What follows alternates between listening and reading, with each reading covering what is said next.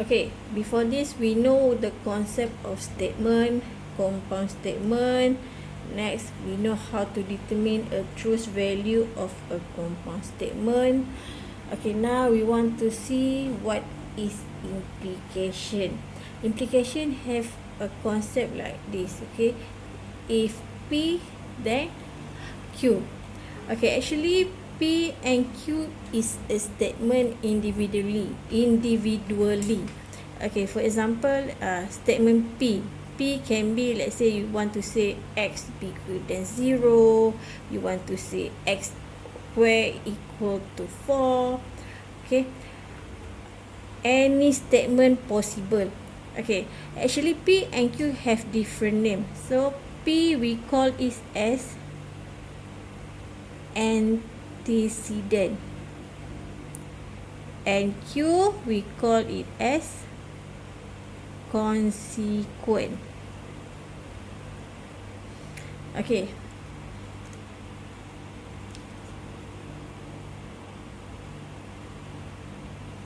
okay,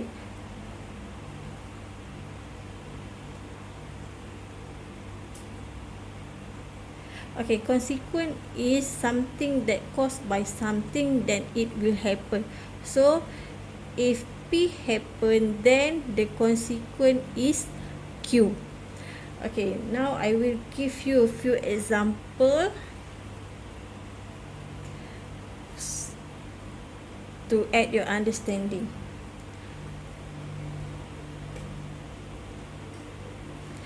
Okay, let's say this is your statement. Okay, sorry. If X equal to 0, then X is a positive number. Okay, so here you need to determine which one is antecedent and which one is consequent. Okay, now kita tengok. Okay, this one perkataan if and perkataan then. So kat sini, if P, then Q. So kat sini X bigger than 0 is your antecedent, and X is a positive number is your consequent. Okay, how come X is a positive number? Okay, let's say kat sini X more than 0. We know what number is more than 0. Example 1, 2, 3, 4, 5, 6, 7 and so on. And all that number is a positive number.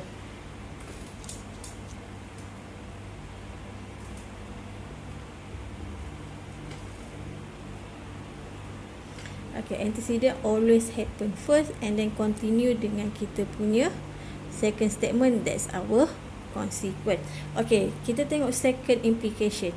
If a polygon has 5 equal sides, then it is a regular pentagon. Okay, draw mana kita tengok what is polygon have 5 equal sides. Okay, 1, 2, 3, 4, 5. Let's say that's all the sides are equal. So kita katakan ia adalah sebagai satu regular pentagon. So a polygon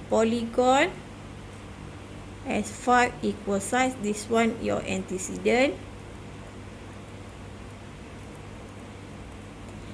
Then it is a regular pentagon. It is your consequent. Okay, so any polygon that has equal sides, it is called a regular pentagon. Okay, this one antecedent or your P, and consequent or your Q.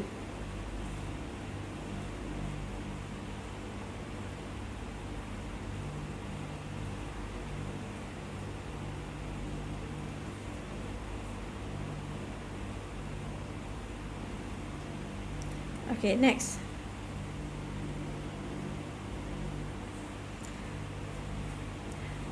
Okay.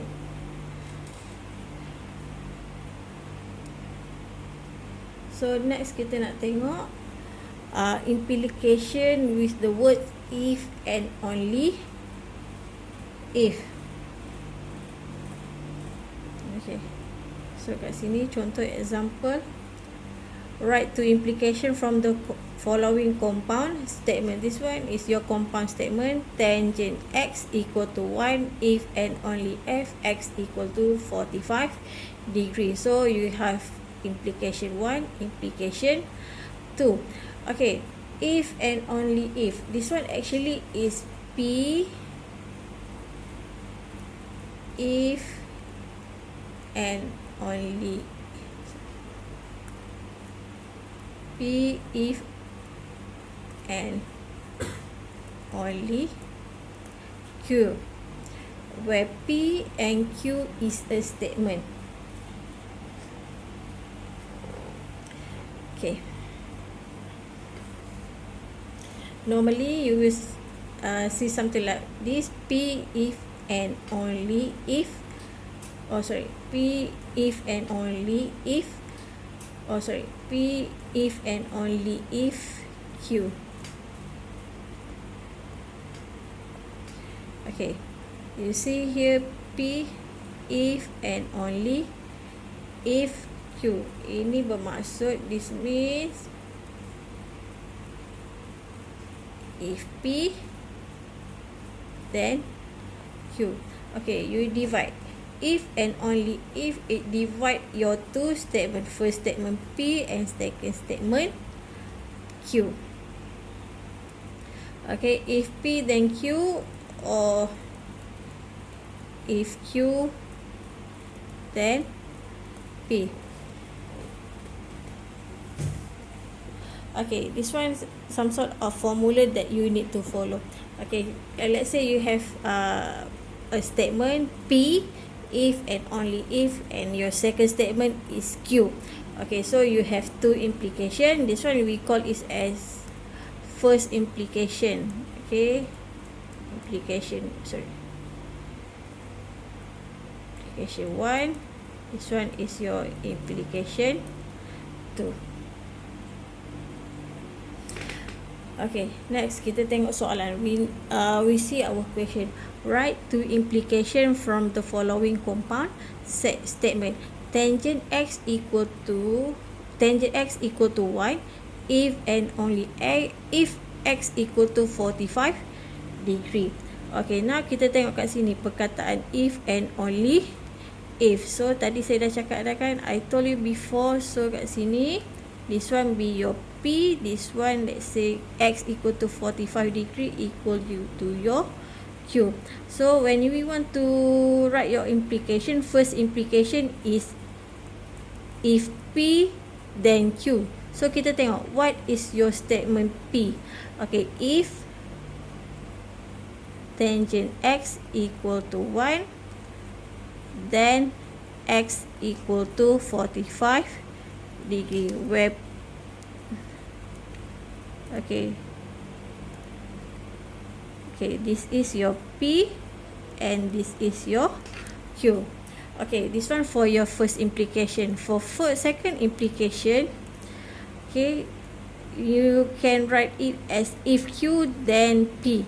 So kita tengok kat sini, you write backward lah. So if, what is your Q? X equal to 45 degree, then P, then tangent x equal to 1. Okay, this is your Q, this one is your P. Okay, you understand? Okay, next kita tengok example yang seterusnya. Write two implication based on the following statements.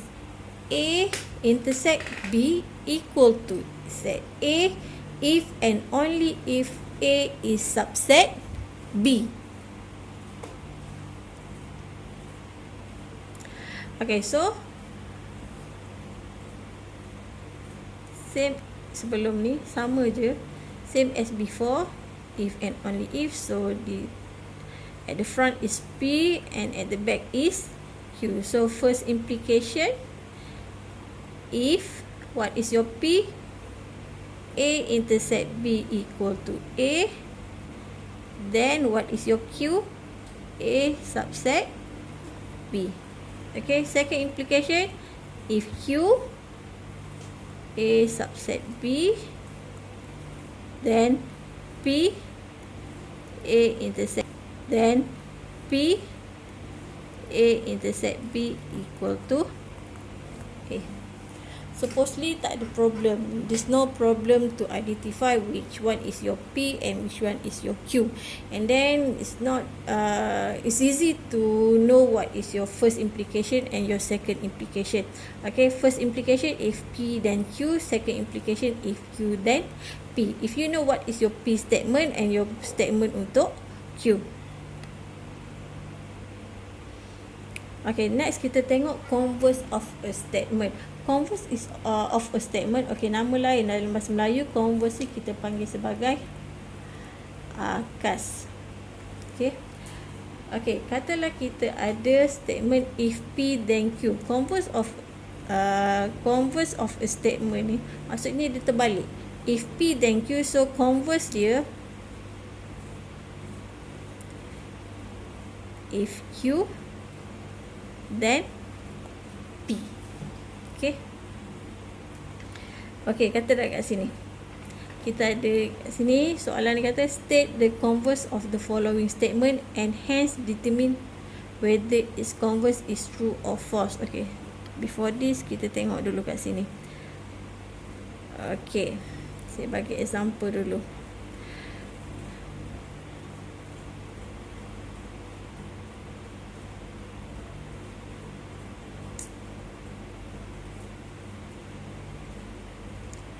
Okay, example kat sini.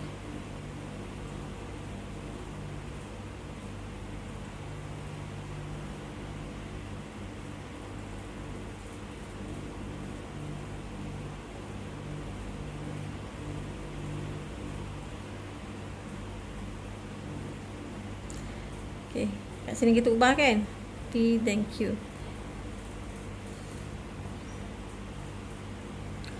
Okay, katalah kat sini kamu ada example if a number is an even number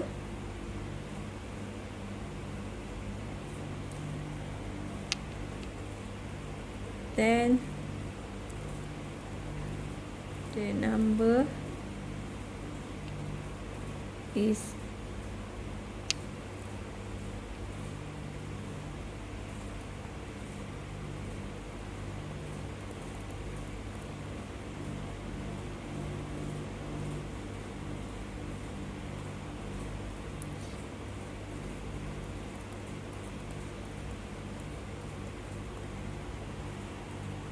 okay, if a number is an even number, then the number is divisible by 2.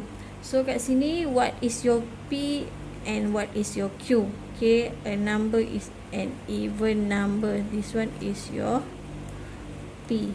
Okay, then the number is divisible by 2. This one is your Q. So converse dia, what is your converse?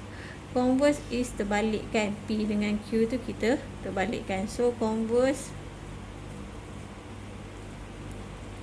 if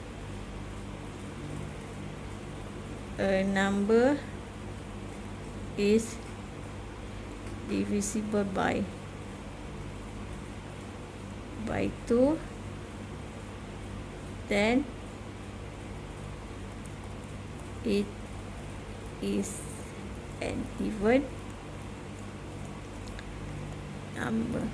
Okay, when you get your converse, now you need to determine whether the converse is true ataupun false, because not all converse is true, it can be false. Okay, for example kat sini. Okay, if X state the converse of the following statement and hence determine whether its converse is true or false. This means kat sini first you need to determine first its converse, Next step, you need to determine whether it's true or false. First, okay, write down first your converse. Okay, if x more than 8, then x more than 4. So your converse, if sini kita balikkan.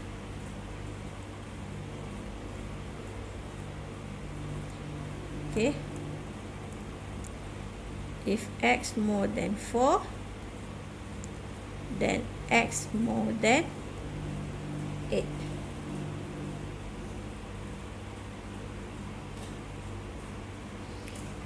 Okay.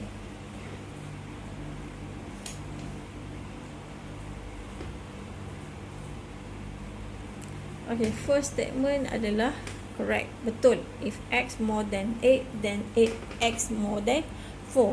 But kita nak tengok dulu, kita nak tengok truth value untuk kita punya converse. If x more than 4, then x more than 8. Okay, kita tengok dulu, kita tengok apa contoh nombor yang lebih besar daripada 4. Okay, x more than 4 is 5, 6, 7, 8, so on.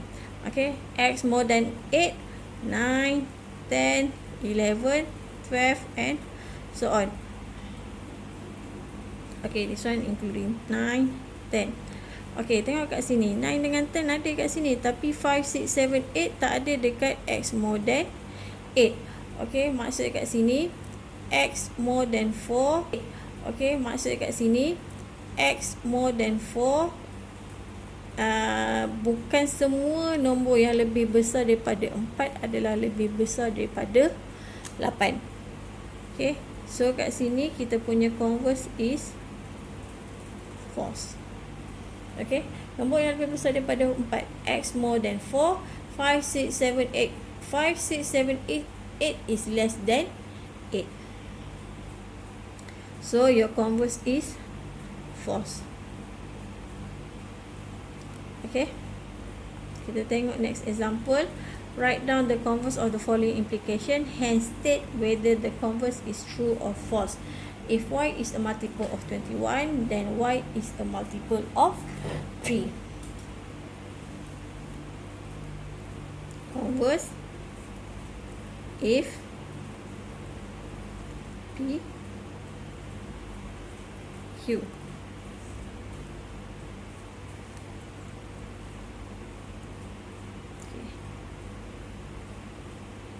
P, this one Q. So you punya converse if Q then P. So if, what is your Q? If y is a multiple of 3, then y is a multiple of 21. Okay, sekarang kita tengok truth value dia. Kita nak tengok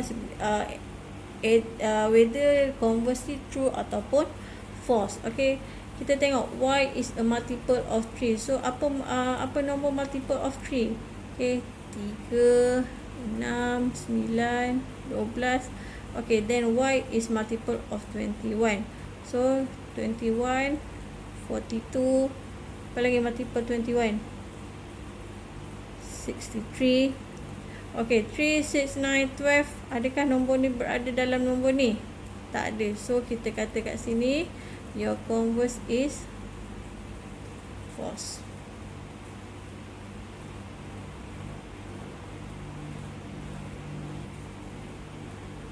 Okay, that's all for today's lesson. Okay, next lesson kita akan tengok apa itu argument ataupun hujah. Okay, that's all. Thank you.